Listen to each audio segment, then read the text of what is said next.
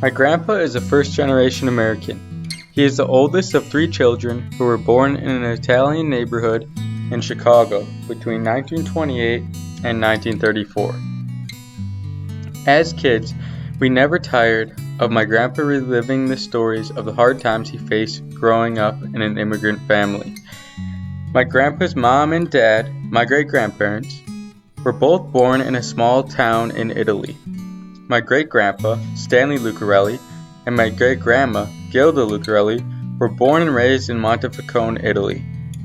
In the early 1900s, Montefalcone was a small hill town that was filled with poverty and no jobs. America was seen as a land of opportunity, a place where people could have a prosperous future.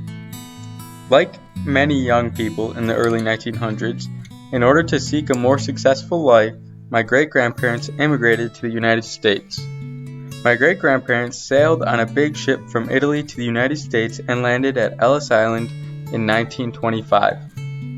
Ellis Island is an island in New York Harbor that was an immigration inspection station for over 60 years for many immigrants who came to America in search of a better life. Like most immigrants, this better life did not come easily for my great-grandparents. Life started out hard, as not long after they arrived in America, the Great Depression hit the United States. My grandpa was the first of three children born to my great-grandparents. Growing up, my grandpa remembers standing in line to receive rations of bread and wearing shoes with holes in them because they could not afford to buy new ones. My grandpa and his siblings would go to the grocery store in their neighborhood in order to buy milk. Their family could not afford groceries every week.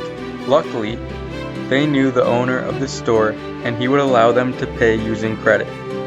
My grandpa and his family struggled through some very difficult times, but he says his parents never regretted moving to the United States because, unlike in Italy, even though times were tough in the beginning, they had hope in the United States that things would get better because in the United States, they were promised the opportunities of life, liberty, and the pursuit of happiness. My grandpa grew up in a family that was determined to succeed and obtain the American dream. My great-grandparents' goal was to make their kids' lives better than they had experienced themselves. My grandpa eventually went to college at the University of Illinois, and he became the first person from his family to graduate from college. He often says that going to college was a key to realizing his dreams and for helping his parents to finally realize their dreams too.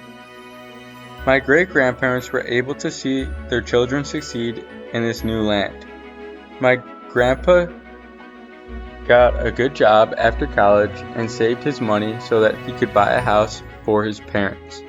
Buying a house for his parents was my grandpa's way of thanking his parents for all the sacrifices they made in their lives to leave Italy and move to the United States so that all future generations would have the ability to realize their dreams too. My grandpa is now 91 years old and has been married to my grandma for 64 years. He was a very successful businessman and had 4 children. The youngest of those 4 children is my mom, who thanks to my great-grandparents is living out her dream of marrying my dad and having 2 children and being a successful accountant.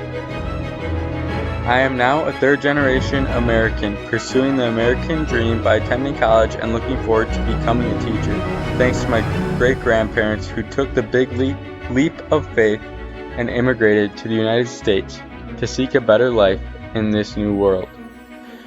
The American dream is realized not only through a series of events, but it is the result of many decisions by many different people that shape who we are today.